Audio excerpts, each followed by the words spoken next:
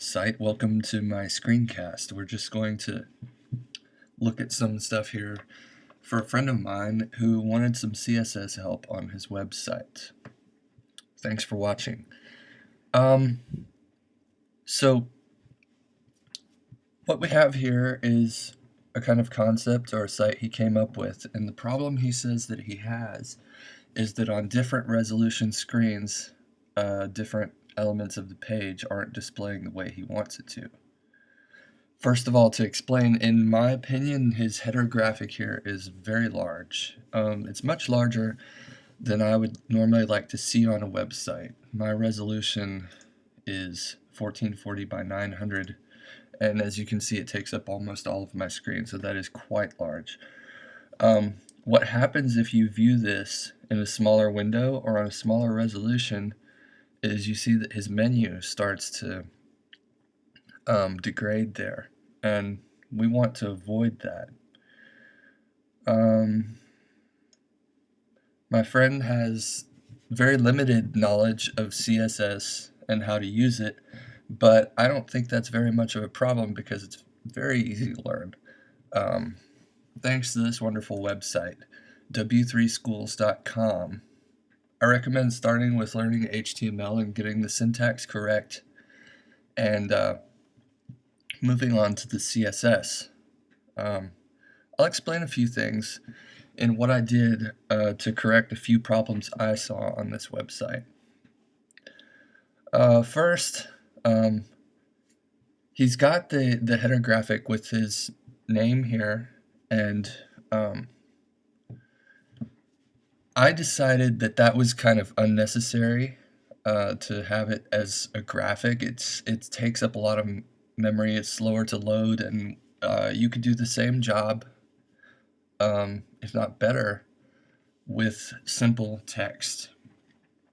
As for his header graphic, you can see that it's very simple. The only variation is down here at the bottom.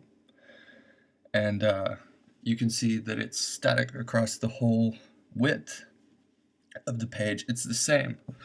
So why not have a graphic that's just a slice of this and repeats across the whole width of a box? And so that's exactly what I did in my version of his page. You can see that it's much narrower. It's still taller than I would like, but I decided I would leave that for him to fix. Now, I did change his name, his header, to text.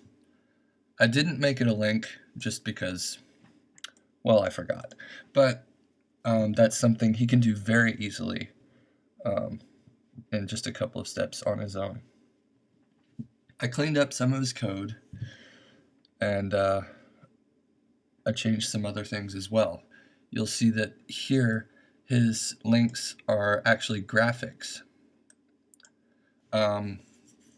I changed them to actual text. I figured why not? Unless he wants to have a specific font that may not be the same on other computers, the browser may not have access to that font, then you would want to use a graphic. Otherwise, there's no real reason to do it. I suppose if you wanted very specific shadow or mouse over settings, but this seems to work pretty good. So that's what I did. I should also say that a couple of tools I really like are, I use Firefox as my web browser. It's my personal preference. It has a wonderful tool called Firebug, which I very much recommend. Go to the tools and add-ons and add Firebug. For the coding, I use NetBeans IDE. It's overkill for this project, but it's, why not? It's a great tool, and it does a lot of auto-completing of code for me. It keeps things nice and organized, and I like that a lot. So, that's a little bit of the introduction, and I'll cut this off here, and I'll go into more specifics in another tutorial. Okay, so hope you like it. Thank you for watching.